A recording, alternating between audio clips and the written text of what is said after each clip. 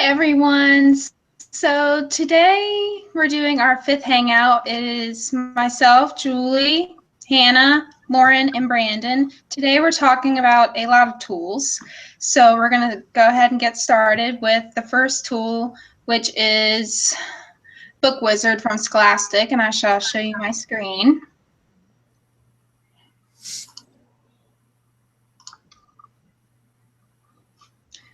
Okay, so that looks okay, so with this Book Wizard, it's basically a way for teachers to be able to search for books, find books, or really anything, buy books or anything like that. That'll be grade level equivalent, could be guided reading, can go with their DRA or the Lexile measure. So you would type in Book Wizard or whatever, and then you would search, let's for say, dogs. Search in there,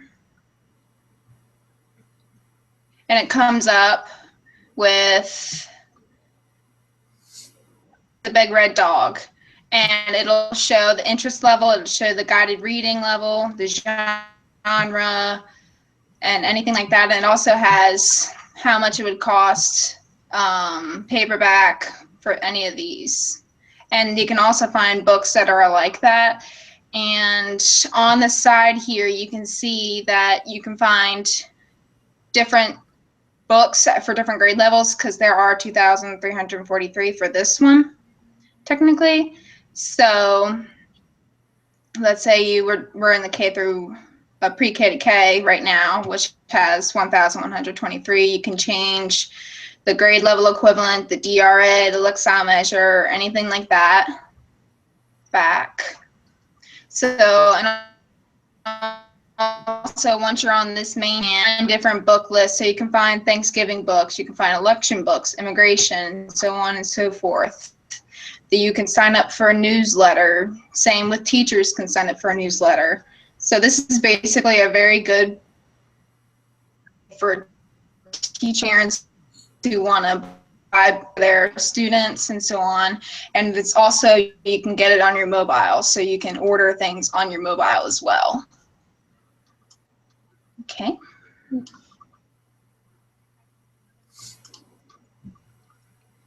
Is it just like buying books, or like are there any that you can download or anything, like online books? As far as I know, it is just buying books, because it's the Scholastic website, so you're buying the books from there or finding equivalent books. So like, I just go to your school's library and try to find.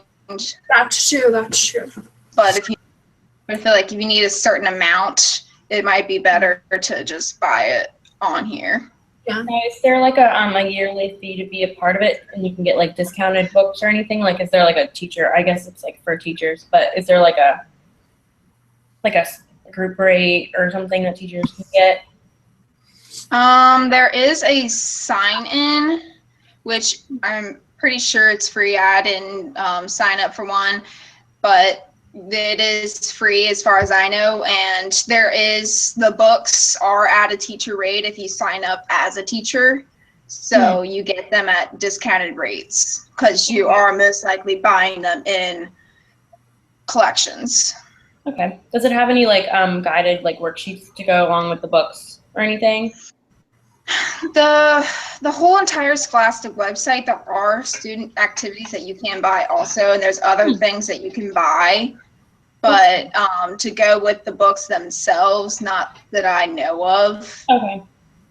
That's still, because there is a shop where you can buy supplies for your classroom. There's different activities and all this other stuff, but that doesn't go with the main books wizard. Oh, okay. That's still pretty cool. Mm-hmm. Have all that there. Mm-hmm. Mm-hmm. Now, I haven't been like in a normal classroom in a while, but I know back when I was in like elementary school, they would give us like these huge textbooks for say like language arts or whatever, and they would have like multiple stories in that. I don't know if like this website would offer. I'm almost certain that they give the teachers those books for free, or I don't know how it goes. But would those stories possibly be like in book form for the teachers to like, I don't know, download or whatever and buy, so they don't have to like lug around those huge textbooks like forever? I mean, I feel like eventually those textbooks would become like obsolete if we're like adding like iPads and all this other stuff into like the classroom. So could we like find those types of stories or whatever through this? So yeah. I don't know if they would have that, because I know like what you're talking about is like the big reading books that every student has, and the teacher has the teacher edition. So I don't really know if they could find those specific stories or anything like that in here. I mean, I don't have a reading book in front of me so that I could look through one and try and find one, but I'm going to say probably not, unless that book that the teachers are using, it does have an online version for them to use. Okay. So I don't know, to tell you the truth. That's fine. It's a good question. Okay, so we're going to move on to my second tool, which is, I shall show you my screen again.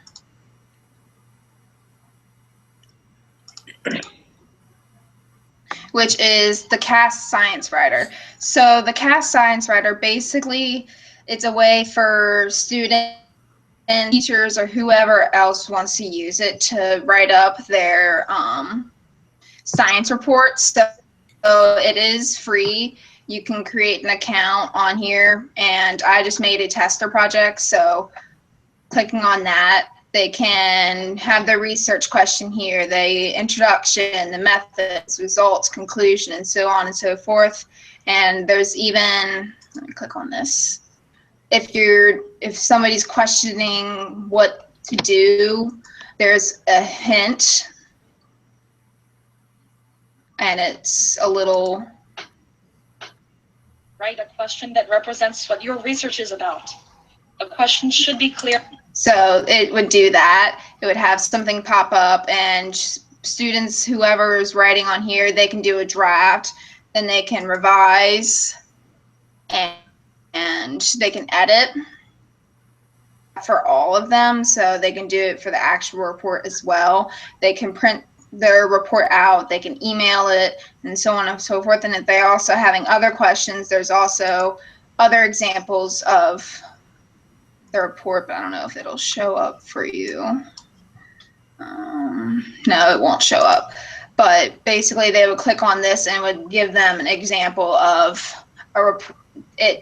like an example of the research question or the introduction, the methods, so on and so forth. And I found this pretty easy to use for students or anybody else. I mean, even I would say elementary students would be able to use this if they're probably around 3rd grade, 4th grade, the older elementary students, but this might be too difficult for younger elementary students. But I like it because you can easily put the introduction, methods, results, conclusion, and everything else, and just email it if that's what your teacher is requiring you to do. Like if you're in college, this would be a really easy way for you to send a report to a teacher or anything like that. So I really like it. Is there like, can you, like you said, it would obviously be pretty like difficult for students to do it like, you know, early elementary, but is there a way to like make it like different for like younger and older students, or is it just like straightforward? Because like I believe differ for like a science report, but if like, you know, if there's like easier hints or like harder hints or something, if you can like change that somewhere. Not that I was able to find. I mean, the hints are the hints. Yeah. So I mean, they might have to have somebody sitting there explaining it to them, but also this, I think it's just, I would think it's more late elementary and middle school and so on. I don't think it might be just a little too difficult for younger elementary students, because I don't think they're doing these extensive reports in elementary school. They're kind of just like, this happened, this why did this happen, so on and so forth. Yeah. I mean those types of things like methods and I think independent and dependent variables and stuff like. I mean, I think these are things they do like in a lab kind of thing. If they're doing in elementary school, like they're being taught like what those things are to like a degree. Did you say I don't know if you said like how like detailed the hints are, if they're like really like oh this is super like I can remember this or not, if you're like in a college student or just like oh I kind of understand what this means as an elementary school student. I can show you because I have the hints up right now. So right here are the hints, and let's see, I think my mouse is moving. But, oh, there we go. So right here are the hints. So does each sentence begin with a capital letter? Are all proper nouns capitalized? Is every word spelled correctly? And so on and so forth. And the same thing goes with the introduction. You can hit the Ecos hints, and that's going to play another video. But it would come up here. And also there's directions that people can follow. So write an introduction to your study. Be sure to include the following: a topic you studied and the research question, why is it of interest? And they would do that kind of thing. So I would say it is pretty easy to remember and pretty easy to use. Yeah, and I mean, cool just to let your kids go, and it helps with the, reminding of what things mean and how to do it. It's pretty cool. I think it would be cool if like the teacher did it like as a whole group for the younger kids. Like the teacher could have them figure out what each of the sections needs, but then like go back as a whole group and enter it, so they're not like on their own, but they're still like getting exposure to it. Yeah, have a teacher type it. That's a really good idea, because that would also be modeling. So when the students get older and are using it, they know, oh, I know it goes here, I know it goes here, and I know it goes here. So yeah, I like your idea, Lauren. Cool. Okay, Hannah, you ready? Yep. Alrighty. So for my first Hangout, I did video and let me share my screen.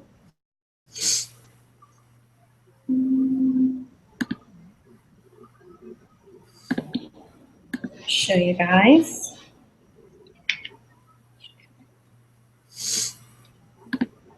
Okay. So videoing is a way that you can annotate videos, and you can take a video that you've made or a video that you have used from YouTube, and you can add questions into it. So I used ours to, it's not going to let me play it. I used ours to add questions and add comments to. It's specially designed for the classroom, and it leaves like an open forum for students and teachers to use. I think it would be like really great for lecture students, teachers, and they can add notes and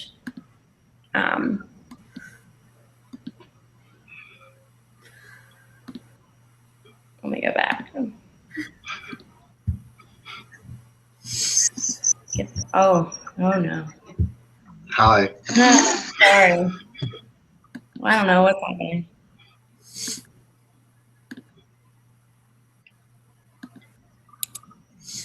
Let me get back here.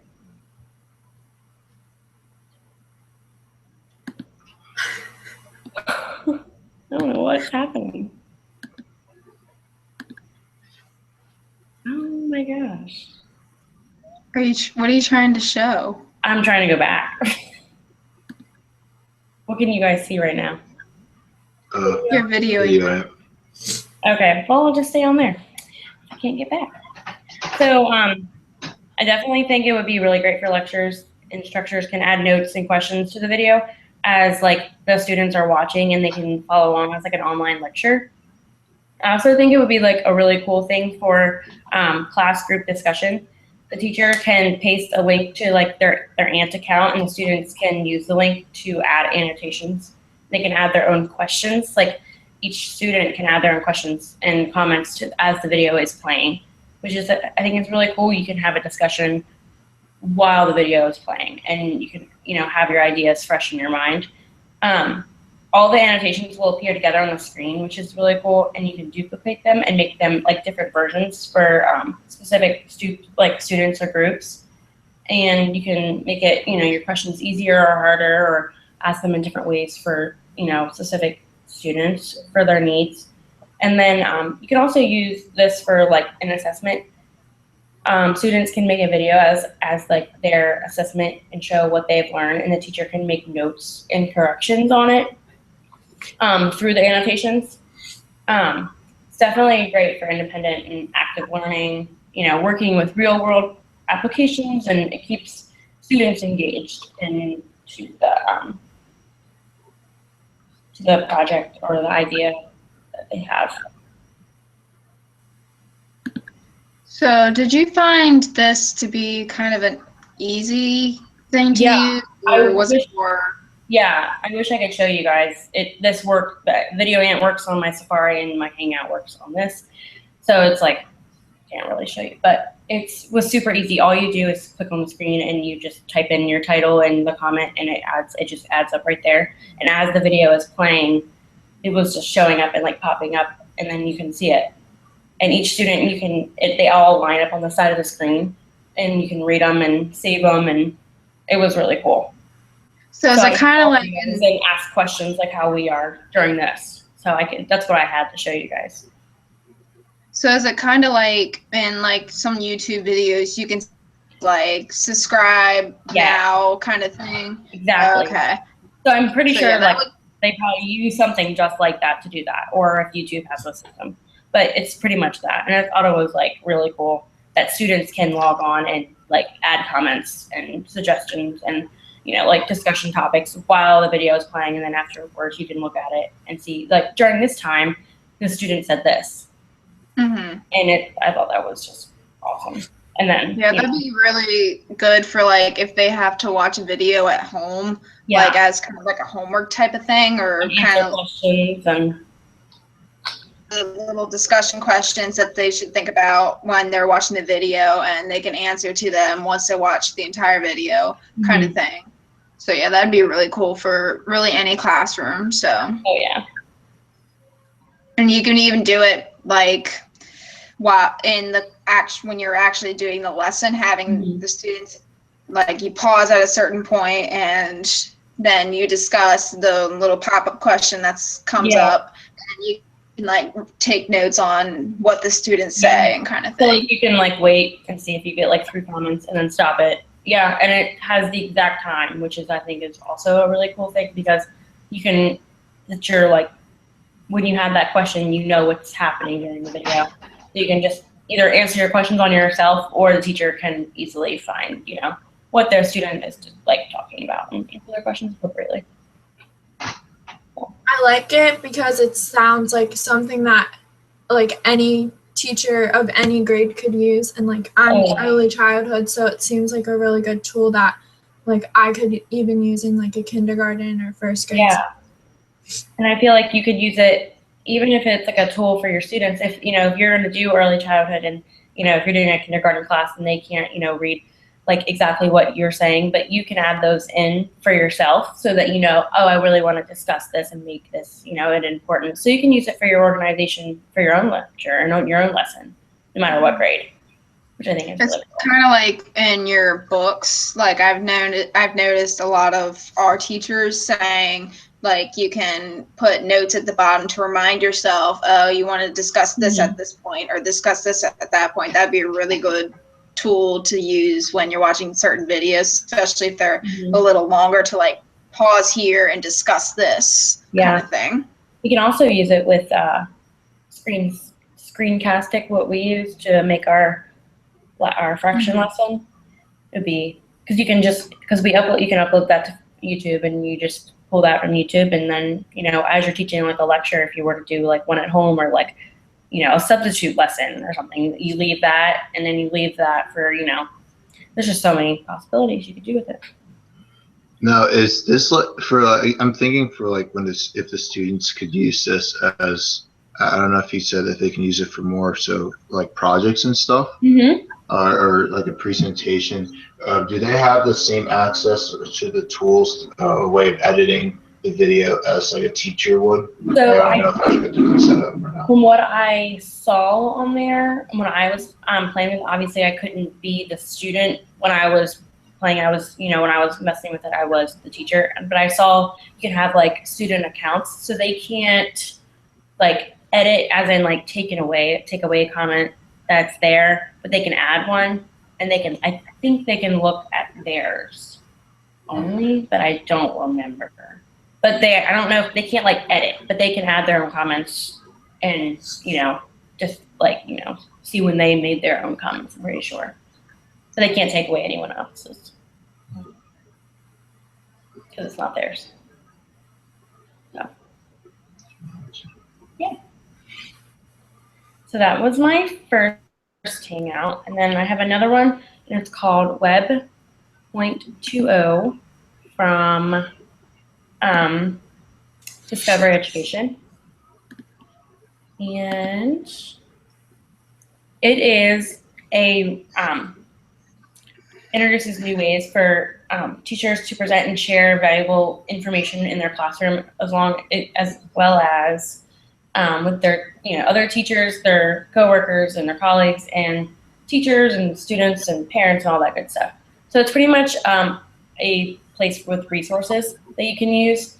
So for like the presentation, you can even upload your own presentation, and it will make them more exciting. And they use Prezi and like Pixviewer. So if some teachers are like, well, I just learned how to use PowerPoint and I don't know how to do all that. So you can just literally upload their own PowerPoint, which is pretty cool. And you can make it like interactive, and you can use it with your smartboard and stuff.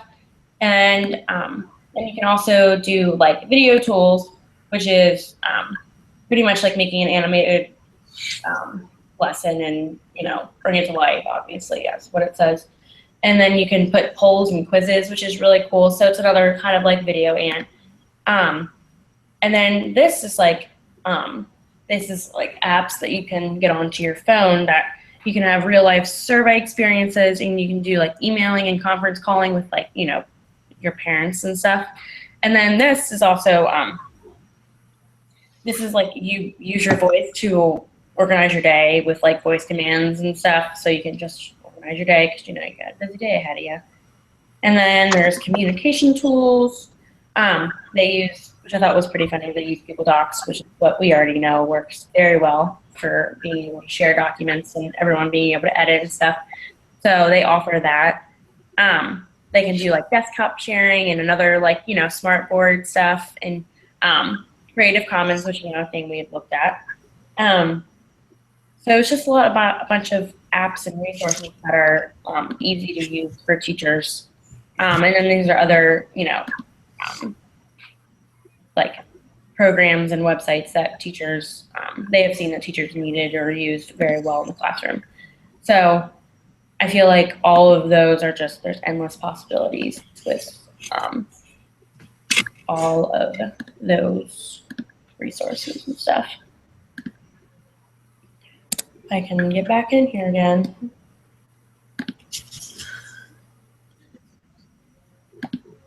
So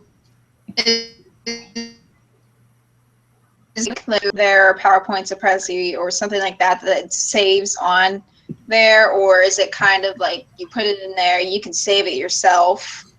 And that. So I don't think that the website, like the Discovery Education website, saves anything. I think it's just like it's a place where it's like, oh, I can use this link, and it opens up Prezi. So it's just like a place for like, oh, what was that thing called that I needed? Oh, I remember it was on this website, and it, you know what I mean? It was like a link.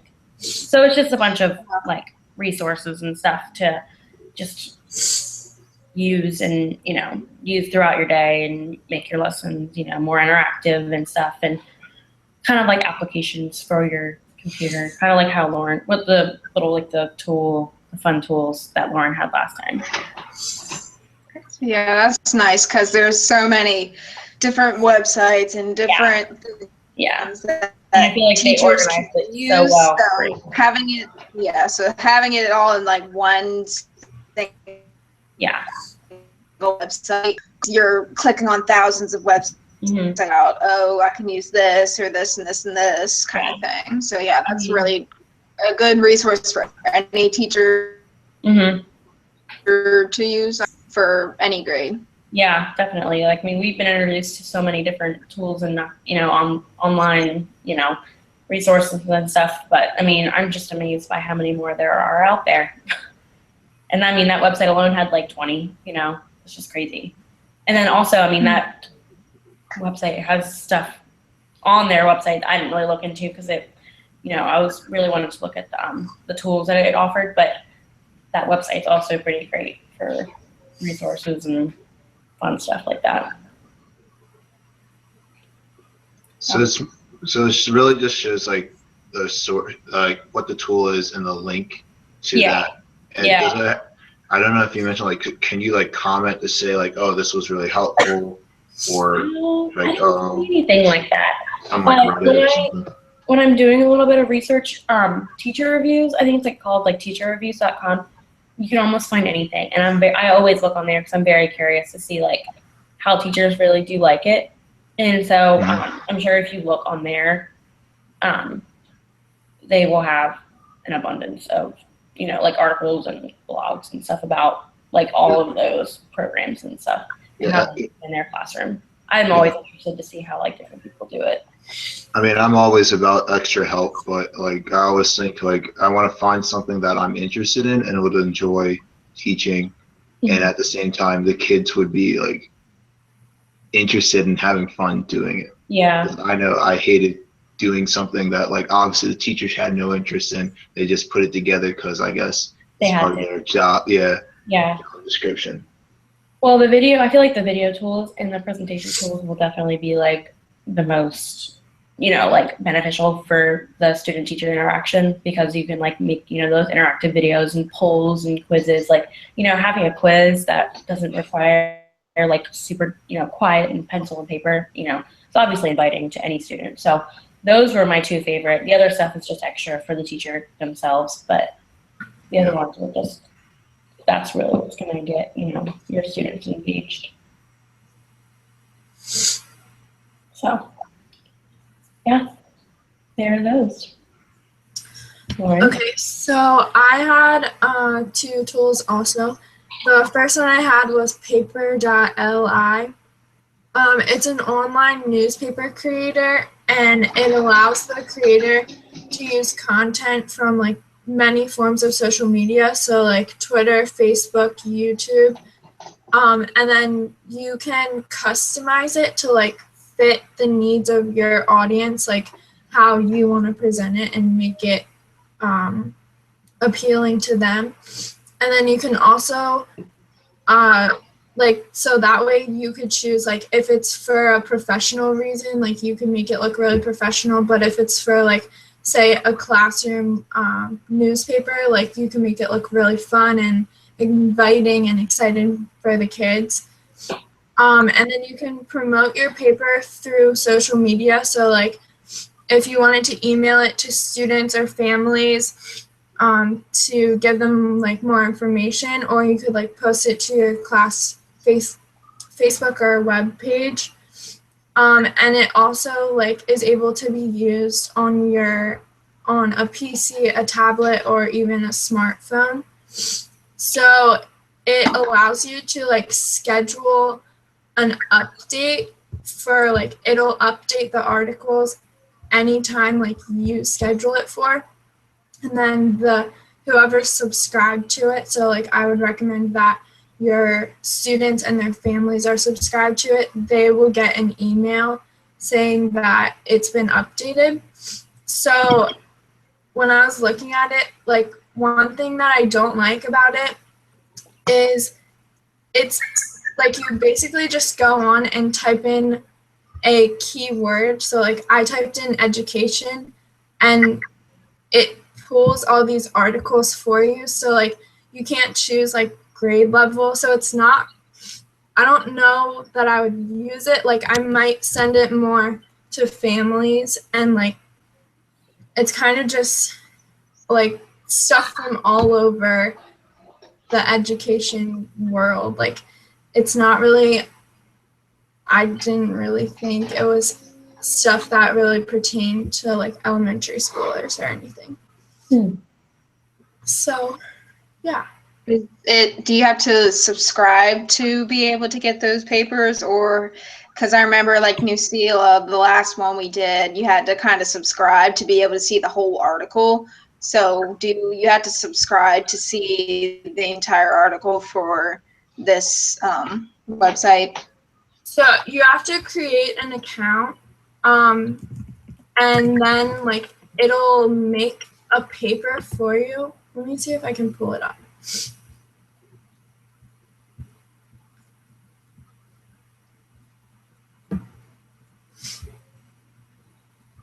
So, hold on.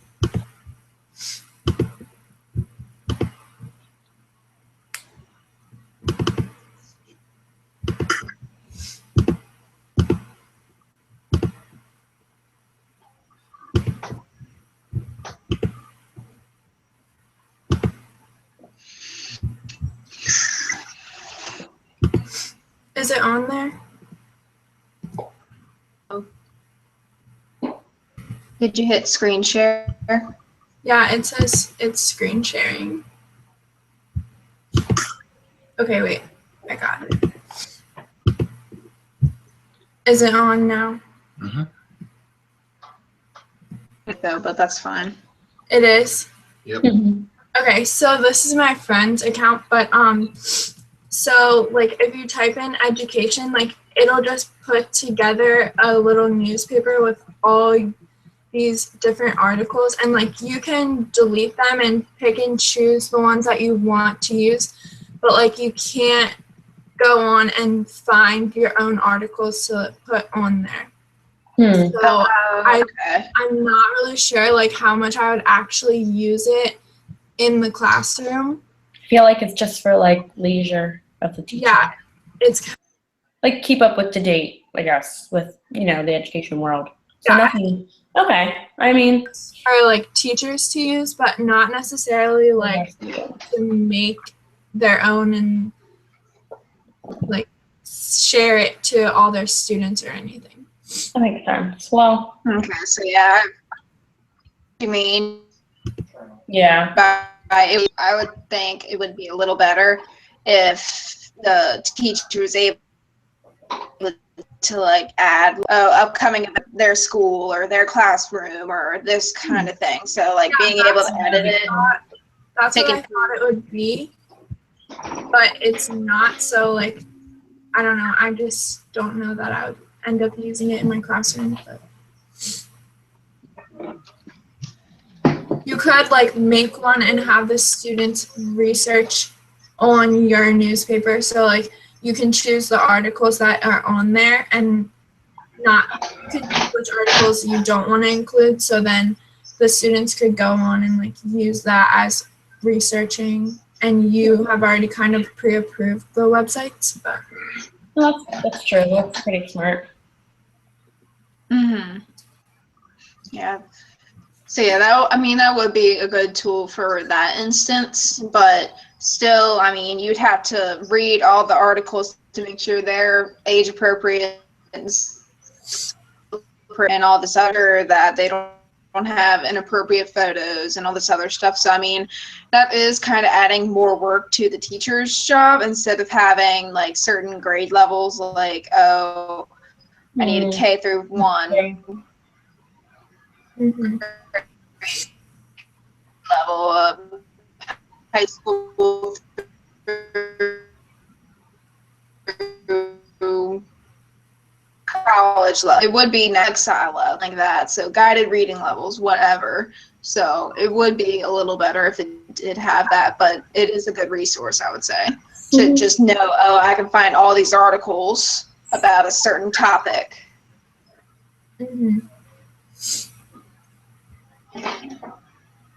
Okay.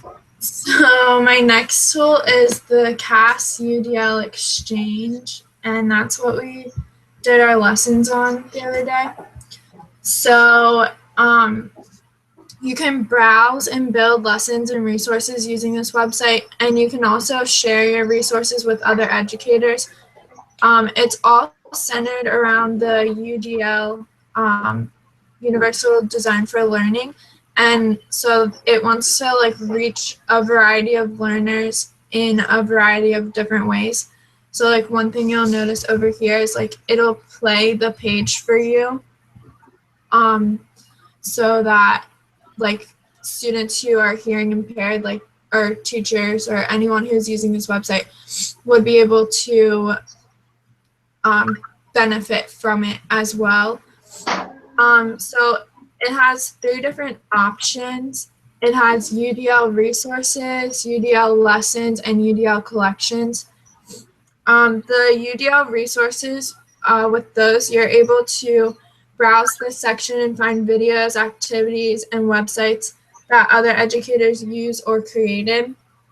You're also able to upload your own resources and go into this section. So like I said, like you can share with other educators, and it's a free resource for teachers. So it's really nice that you can go on and see like what other teachers have done. And then you can also use other teachers' lessons. So you can view lessons that others have created and published, and then you can search for specific topics and grade levels and search for lessons based on other criteria. And one thing that I really liked is that you can search for activities that were created for a small group or a whole group. So like sometimes you don't really think about that, but like when you're planning a lesson, like you want something that's designed for a small group sometimes. So I thought that was nice. And then it gives you like when you're creating a template. So if you click the build section,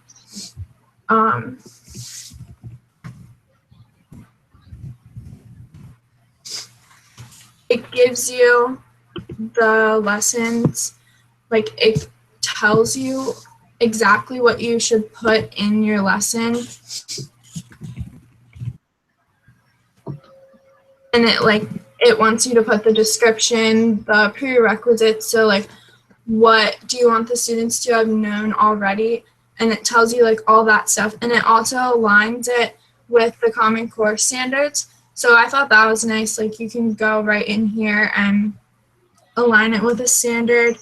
And it really like, I don't know, I just really like this tool because like especially for people who have never really made a lesson plan before, like it's really nice that you can go on there and like it'll tell you everything that you should have in your lesson plan, and it also like gives you a place that you can put resources so that you have them all right there when you're going to do your lesson. And also like I really like the UGL website because it's really focused on like meeting the diverse needs of learners. So it has like the audio options, it wants you to include videos, like things like that, and just reach out to every student in your classroom. Yeah, I like how organized it is. I mean, like I'm a list person, so it is perfect for me. Yeah. Literally has everything I need on there. And then, you know, like it gives me like examples and descriptions and tells me how I can make it better. It's just awesome. I enjoyed it a lot. And then like if you have any questions about it, you can just click on the icon and it'll tell you exactly what it like means and clarify it for you. Yeah. So I thought that was really nice. Yeah, definitely. And there's a lot of lesson plans already on there that you can use just to like get your mind flowing. Yeah. Definitely a good tool. Teachers don't have a template, or especially like pre-service teachers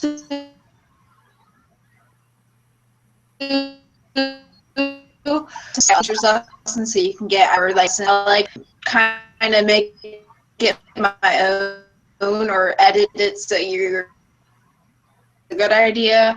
And the website Teachers Pay Teachers kind of thing, you get ideas from other teachers, so you know, oh, this was taught before and it might have worked really well. Mm-hmm. I like it because This was it's kind taught of like another picture. this or this.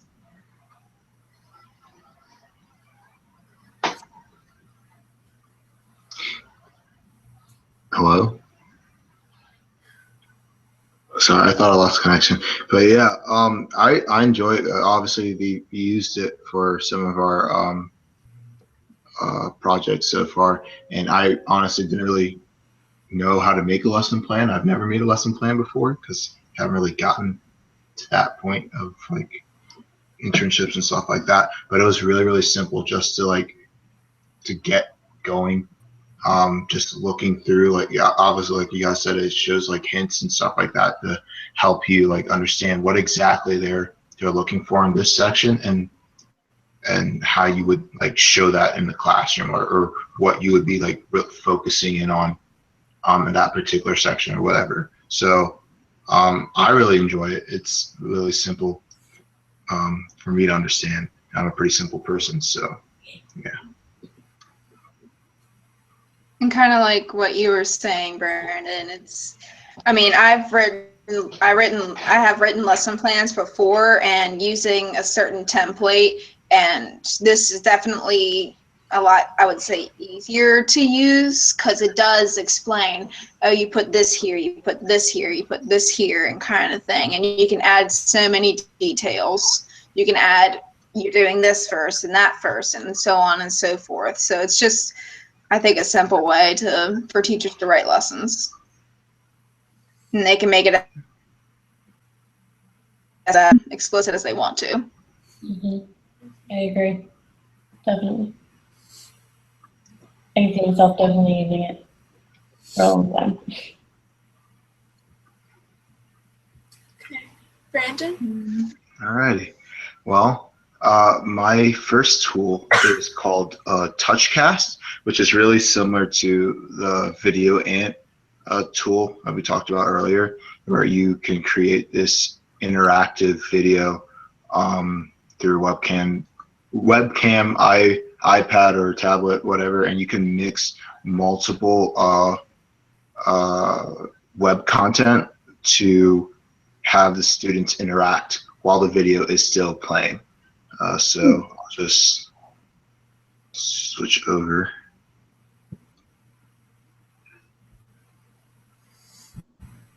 Okay, so this is the main screen, but I'll get to it. So yeah, so the videos are just made like a simple video would be made. You just record yourself, and once you complete that video, you can go back and insert things like web pages or maps, photos, polls, or quizzes. Like if you want to have the kids take a quiz at the end of the video, if it's like I don't know, like a lesson or something like that, you can add that, and they can go back and obviously revisit whatever they might be being quizzed on. They can also add like Twitter streams and stuff like that. Like I don't know why you would need that in like your lesson or whatever. It's really open to anyone, but you can use this as a tool for school. I don't know why this won't let me search, so I'll just have to. I had a video.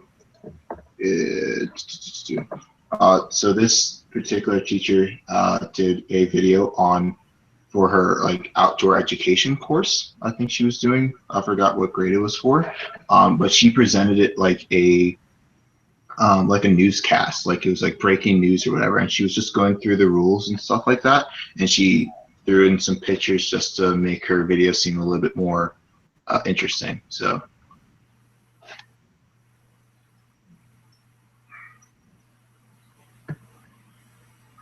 Okay. So we're not going to go through the whole video, but as you can see, like at the bottom here, so she recorded her video and then it'll create like a timeline down here at the bottom, and each little yellow dot represents like a little web content that she added to her video for the students to interact with. So let's see if I can get boom. All right, so it just pops up. You can click on it and it'll show up right there. And if it was like a quiz, you could take the quiz. It's usually playing while this is up, but it's not doing that for me. But you kind of get the idea of that. So you can really use this for really anything, like I said, like lesson plans. You can have students use it to create reports, projects, whatever. There's actually some examples of students doing that. Yeah, it was really, really easy. It's free, and you can like play around and really make it your own kind of thing. The only downside to, I guess, this tool is, like I said, it wasn't really, you can use it for education, but it's really open to anyone. So there might be, if you search on here, I didn't search, but I was told like if you search on here, you might find some inappropriate content. So teachers should be mindful of that and monitor their student use if they are going to use this as a tool for like a project or what have you. So yeah. I think that's Yeah. like, oh, sorry. Go ahead, Joy. I was gonna say, yeah. I mean, that is a really good tool. I mean, students can be like on their groups and doing that work, so that would be really good. I don't know if that would be good for a whole lesson group kind of thing, but because it might be a little difficult to, I mean, to have individual students do everything. But for the accounts, can there be like a teacher account and then maybe a student to check on them, or is it just like public? Like everybody can use it no matter what? From what I could tell, it was just public because I signed it and created my own, even though it's really, you can just go on, type in TouchCast and really just look up whatever video you want without having to create an account.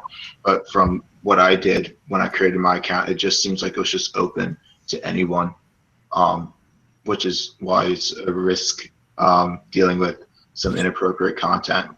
I mean, similar to like YouTube, like you can use YouTube as like as a tool if you want to, whatever video you might want to pick. But obviously there's videos out there that you probably don't want kids seeing, but they're on that site. So, well, is there a way to share the video that you don't have to go through TouchCast to view it? I think so. I did not look into that, but I should. And if you do use it, I think that would probably be the safest way to, like, I'm wondering if you can like save it to your computer and then, like show it, on by email, whatever. I would think so. Yeah, I would think so. Okay. I think that's a really cool tool for students to be able to use. So, but that lets them, run wild with the search engine. So, but I think that's like much better, way of using it as like an assessment or like a project rather than videoing it. Mm-hmm. That's really cool. But I think it's perfect for teachers to use and to share their videos rather than, depending on your group, rather than allowing your students to do it and have that, privilege if they aren't ready. Yeah.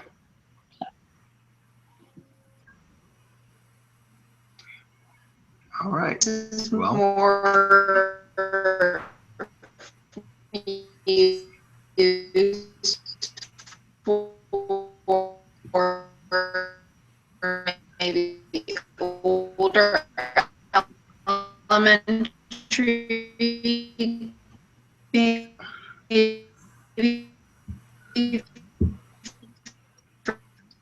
then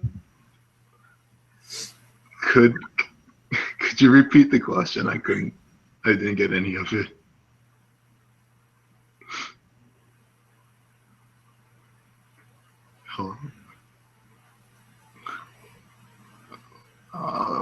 Me neither. Something about older elementary. If she was asking if older elementary kids could use it, yeah, I mean, there were I some think it would be more for or like older. Yeah, there was videos made by high schoolers and stuff like that, and obviously they can easily like it's really not that hard to create a video and create whatever content on there. Like little kids, if they were like helped with that, I'm sure that'd be something that would like excite them. Like, oh, they can make a video for a project or something like that for like, I don't know, history, something like that. So could you use it? You could also like record, or I wonder, can you record your students? If they were like if they were to like, you know, if you, a teacher, could record their student, you know, broadcasting the weather or something, you know what I mean? Like using it like that, that would be a pretty cool thing. And then the teacher can help them, you know, add content and stuff like that. Yeah. Yeah. Okay. So I'll just go to my second tool. So my second tool is Sprites, which is like a reading. It's a reading tool. It's like an app that you can help your students learn how to read faster. Where did it go? Here it is.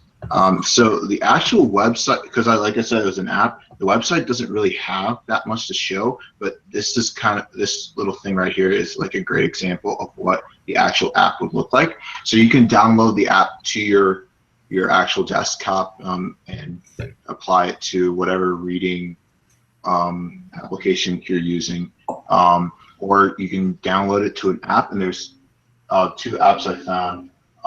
Were ReadMe, which is a free EPUB reader designed by Sprite, which has like, I think about 1,000 books or so on there that has the Sprites tool on there. And essentially what the Sprites tool does is, if you can see right here on this page, it has these two little bars that are sticking out. So what the tool does is highlight on the optimal recognition point of the word. So there's, let me just show you. I'll show you. So what's going to happen is I'm going to click on where it says click to Sprite, and what will happen is you'll see the word, and there will be one word that will be highlighted in red. That will be right in the middle. So all you have to do is focus on that word. The speed is determined right here. WPM stands for words per minute. So you'll have like 250 words per minute thrown at you. You can go up to like 1,000. So this is actually going to help. At some point, it could help you read up to 1,000 words per minute if you want to do that in your spare time. So I'll just show you. I did not practice this, so here we go. Welcome to Spriting. Right now, you are using our innovative tool technology. Words delivered to your eyes in the perfect position instead of you constantly moving your eyes to grasp the words. Now they are streamed to you. Just keep your eyes on the red character and relax. You will understand it all without having to scan the words. For the most convenient experience, find the right pace. Not too slow, not too fast. Try out different speeds with the selector to right and find your optimal speed. All right. So I did not practice that, as you can tell, and it was a little bit too fast for me. But you can adjust that, and you can adjust that for your students. The students have full control of the speed, and the teachers can obviously adjust if they want them. Hey, you should try working a little bit faster. Try going faster, whatever. I'm not too sure if that will happen. But you can apply this. Teachers can apply this if they want to like books or their emails, to articles. There is an app called Boba, which can apply this same Sprite tool and help students read like news articles, like CNN or Huffington Post or stuff like that. It's very easy to pick up. It takes about it could take about 5 minutes just for you to improve your reading speed. And even if you were to like just drop it and leave, or go months without actually using the tool, you can come back and it's just like you never left. And it's like you can pick it up just like that. So yeah, that's about it. Pretty handy. Can you so you can connect it to certain articles that you want your students to read? Yeah, if you download the the tool itself to your desktop, like laptop right here, Okay. and I think you'll be able to just apply it to whatever you're reading. So is it only for like reading like, you know, sentence-based resources, or can you do like spelling words or is it just like reading something really fast? That's kind of the point of it, I guess. Yeah, I think it's more so helping with Reading. students that would struggle with reading, Cool. and don't like using the traditional reading methods. So I mean, some people get lost, and some kids are like all over the place, all over the page, and so that, I mean, if they grasp the information that way, then, you know, that's all great and fine. yeah. Yeah, that's pretty cool. I've never seen anything like that like before. So I've actually seen something like this years ago on Facebook. Or it was either Facebook or Pinterest. I don't remember which one. But you read something pretty much like that. It was pretty much saying if you can read this, you're reading this many words per minute kind of thing. And it was actually pretty cool to see if you could keep up with the words that were being said, which, yeah, I think this would be a really good tool for kind of getting students' reading speed up. So like you start at the smallest level, then they keep going and going and going. So maybe like you can sit down with the student one day and have them try and read this, so you can see like maybe where their frustration level is or where they're perfect at. Mm-hmm. yeah, that's good. It's a good way to use it. I like that. Mm-hmm. So like for the articles, like you can just choose an article, so then it would make it like useful for like any grade level. Yep. Yeah, I mean, it's more so for, I mean, you can be in, like, obviously you can tell 250 was like their set. Like when I opened the page, like I feel like that was their set speed. And as you can see, I struggled with that a little bit. So I might be below what the average is, if this is the average. So it's really more so like how quickly you can read like a paragraph or so. And that might be, you might struggle that in like first grade, you might struggle that if you're in college, like myself. So it would be good for like before, you know, you take like a benchmark or an MSA or something, because you know that is timed. And if kids are, you know, spending too much time on like, you know, reading passages and stuff and not focusing on the questions, then this could be like a way to get them to like, you know. And it's not even like they're just reading it for the sake of reading it, because those words popped up and they were gone, but I was able to still at least remember at least what it looked like because of that red lettering and stuff like that. So they're at least retaining what that information was, even seconds after it's passed. So, I mean, it won't show up like that, like the example was. Obviously, the text will be in front of them, but you know, yeah. Pretty cool. It's different. Yep. Well, that's all I had.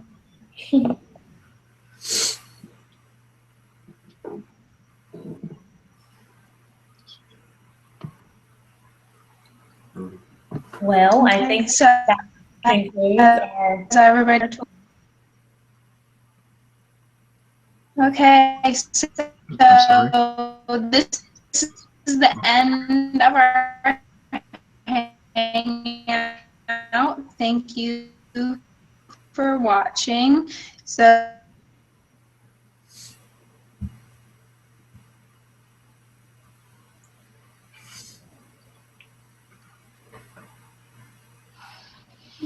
Sorry, did I go out again? Mm-hmm. Well, that concludes our hangout, so.